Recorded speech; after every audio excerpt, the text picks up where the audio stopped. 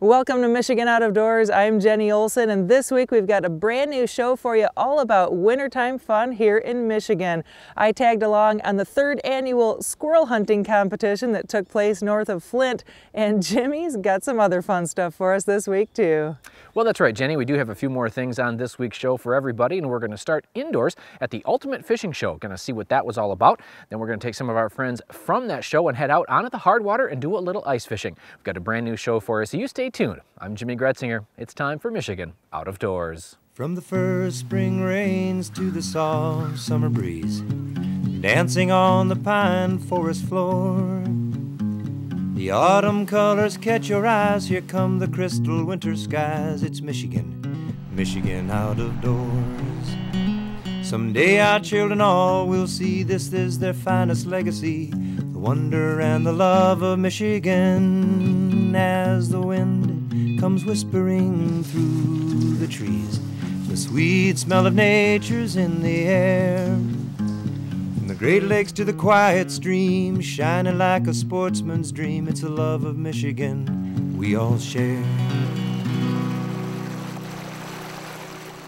Michigan Out of Doors is presented by Greenstone Farm Credit Services, making recreational land ownership possible across Michigan and northeast Wisconsin. Begin your land financing journey at one of Greenstone's 37 locations or visit greenstonefcs.com. By Meijer, a destination for hunting, fishing, and camping. From bug spray and tents to GPS and gas, Meijer has nearly everything you need to take on nature and get you there. Meijer.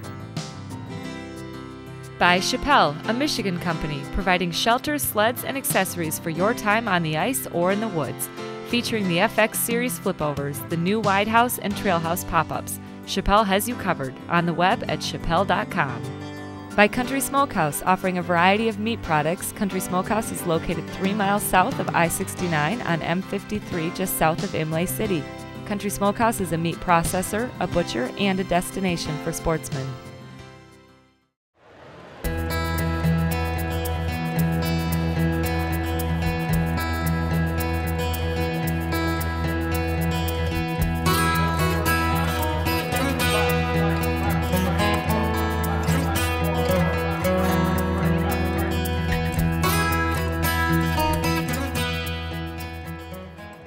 A couple of weeks back was the Ultimate Fishing Show in Novi. This is a fun show to get some deals on last year's products and see what is coming out for the upcoming year. We were on hand to see what was going on.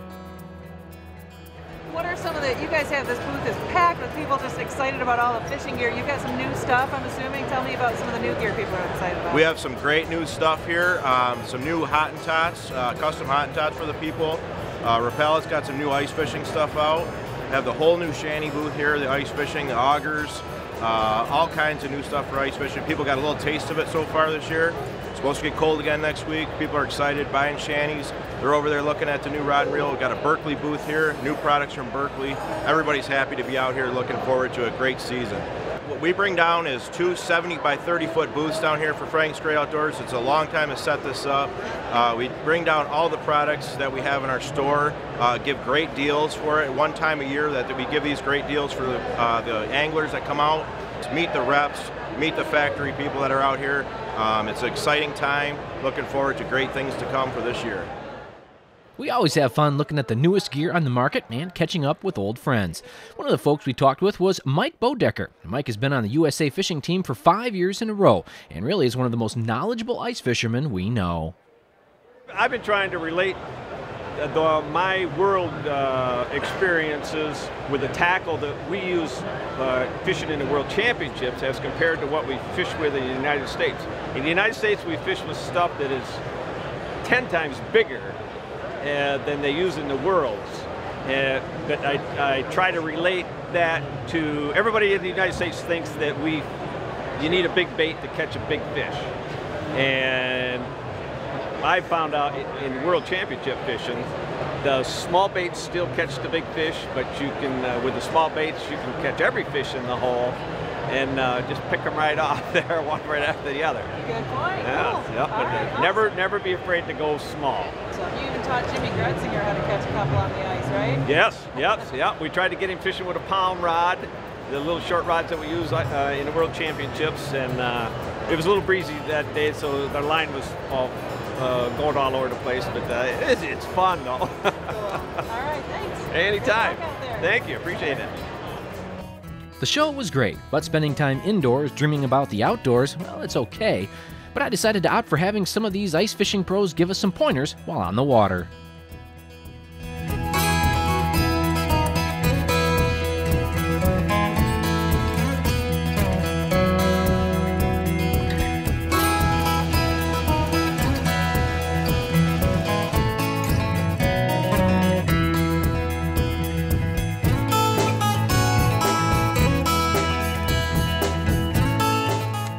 The ice fishing down south has been pretty hit and miss, but the further north you go, the better the ice. So today we headed north enough for safe ice and were able to find some fish on a beautiful day. Well, Norm, where are we today? We are on Long Lake in Harrison. Yeah, there's quite a few long lakes in Michigan, but... Yeah, oh yeah. This one I've been fishing probably for, since the 80s.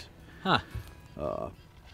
I've done real well on this lake in the past, and on sunny days, though, it's a tough lake because it's such a clear water lake. Okay. You get here on a cloudy day, and you don't have a lot of, the fish will come right up and no problem. But there's a lot of walleye and pike in this lake. Huh. Also, but we're going to be fishing panfish today, hopefully. Okay. Well, how deep are we fishing? Right now I'm probably about, I'm reading 14 foot, but I got probably 2 foot of weeds down there. Okay. We're right on it. You get up in here a little farther and it comes up, but there's a lot of weeds right through here. And hopefully that's where, well, let's put it this way. They were here the other day. Okay. When I come up and pre-fished a little bit here. Okay. Got him? Yep. Sure do. He come a couple feet. There's still another. Yeah, he come up more than that. He come up about 4 foot off bottom. Just a little guy, but it's amazing. There's another fish down there waiting for us. I asked Norm just what it is about a sunny day that seems to affect the fish. Yeah, I think predators. They're worried about the predators, of course. They can be seen, so they get down into the weeds, and sometimes it's even hard to pull them out of those weeds. Yeah, there's been times where you have to fish right down in the weeds, but what I try to do, I go down into the weeds and then kind of bring my jig up out of the weeds and just kind of fish above them a little bit, and they'll come out a little ways after it. But Are you tipping that with anything? right now I'm using some plastic. I can show you. I'm gonna try. Oh, here comes a fish. We can't do that. See if I can get him to hit.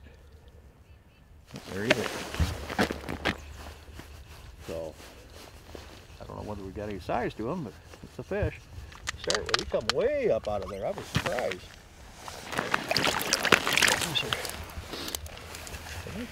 He's a little guy, but any other lake I'd probably keep. Okay. Some lakes I would keep them, but they're good eaters that size. That's the first ones you grab for on the plate. Them little buggers like that. He's a pretty fish. It's a nice fellow. We'll let him go and get bigger for next year. And what do you got on that? Right here I got I think that's a Fiska. That's pretty well worn. And then I got a noogie on there. Little Adam makes them. Huh. And I use my... And that works better than live bait? Sometimes we, the live bait's a little... live bait's probably my favorite, but I'm getting so I like this.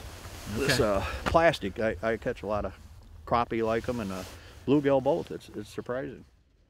Well, when you're fishing with ice tournament fishermen, you better be ready to walk. I had a chance to catch up with Mike Bodecker as well.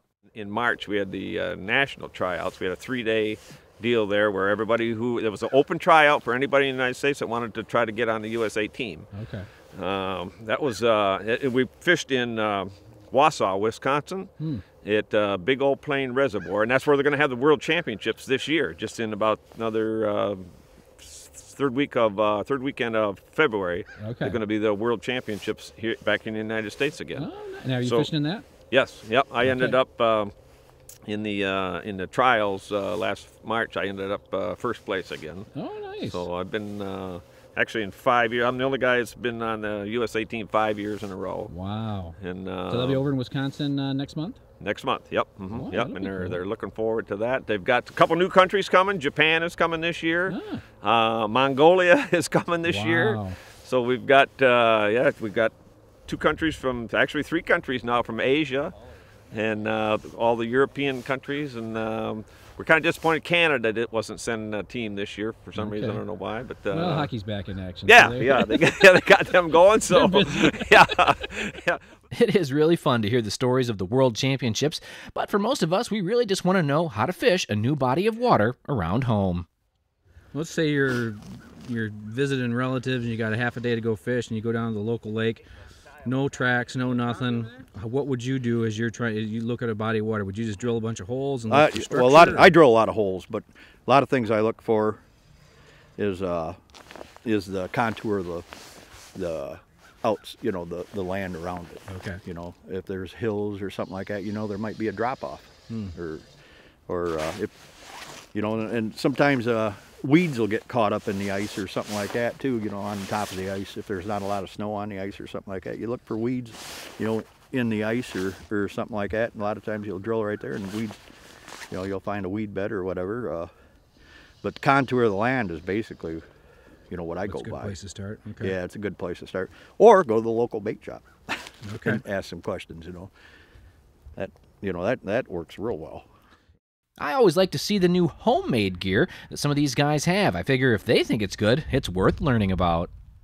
These are homemade springs and stuff that I make these myself. I copied them from a guy in Sweden, had these, and it's basically X-ray film. Huh. I cut it in strips, and I put a little wire on it, wrap it with something I can see on the tip there. Then you got to make up a contraption to put on your rod, and so your line has to go through it. And the spring, so you can adjust the spring, because if you're in windy weather, you want to shorten the spring up. Or if you happen to get into bigger fish, you can shorten the spring up a little bit.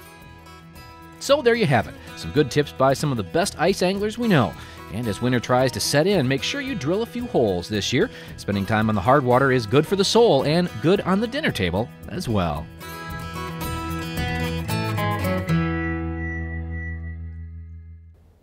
A couple of years ago, I heard about guys that were starting a squirrel hunting tournament in the Clio area just north of Flint, and I thought, I gotta see what that's all about. Well, it started out small. The second year, it got a little bigger. This was the third year of the tournament, and I was interested to see how it was all gonna pan out.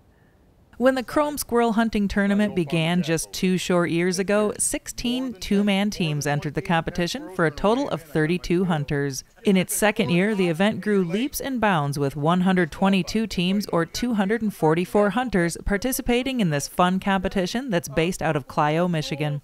With such a huge amount of growth in just 2 years, we were all curious to see how the turnout would be for year 3. So last week I headed to the Thetford Township Hall where the Clio Area Fire Department was hosting a pancake breakfast for the event. This year, 428 squirrel hunters showed up to take part in this ever-growing tournament, a far cry from the 32 who gathered at the local Big Boy restaurant just 2 years ago. The event's co-founder, Steve Lair, says people are just looking for something fun to do in January.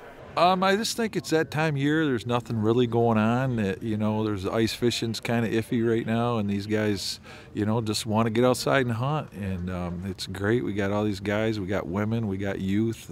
It's great. We got a bunch of youth prizes that we raffled off this year from all our sponsors, so it's going to be good. This year when we showed up, it was snowing and blowing probably 30 miles an hour plus. We didn't know how many people we had. We were hoping to get 100, and we ended up with, like I said, 214 teams. After a mandatory meeting of the rules and regulations for the tournament, the hunters piled out the door and into their trucks to hit the woods. They would have until 4 p.m. to get to the weigh-in, so with a good 8 hours to spend, teams were able to travel some good distances to get to their honey holes for squirrels. I headed out to the town of Flushing and met up with Chris and Kelly Henderson. These guys are avid deer hunters who spend a lot of time in the woods out here and see plenty of squirrels in the fall. Kelly had his trusty .22 rifle, and Chris would be using his pistol. The woods offered a little relief from the high winds, but those same winds were keeping the squirrels hunkered down pretty tight this morning. Chris spotted a tail and moved in for a shot.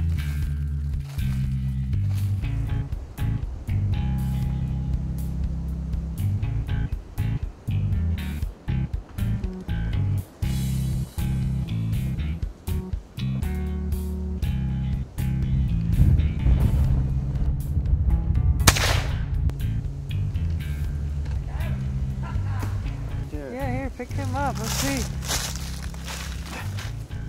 There's a 2-pounder. Yeah. Hey, we got one. One's a start right there. That's. Let's see the shot. You've got a nice shot on this squirrel. Yeah. Not bad with a pistol. Scope helps though. Scope on it really helps a bunch. All right, guys. Yeah. Well, we got 9 more to get. Yeah, it's sitting there. It's gonna be tough. It's gonna be as tough as that one was right there. That one took an hour. Just to find one. After a few hours of hunting this chunk of woods, Chris and Kelly had one squirrel down and decided to try another spot. I headed back to town and hopped in with Steve and his hunting partner Mark Lusher as they headed across town to hit their final spot for the day. The guys had started the morning here and had connected with 3 squirrels. After hitting a few other areas, they came back here for one more pass at it.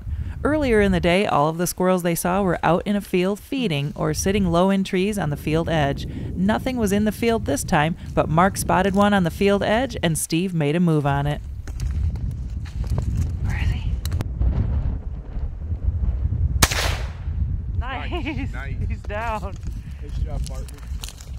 Steve put a deadly shot on this squirrel and they had one more for the bag. Sweet. Good deal. Nice. That's a nice squirrel. Good size.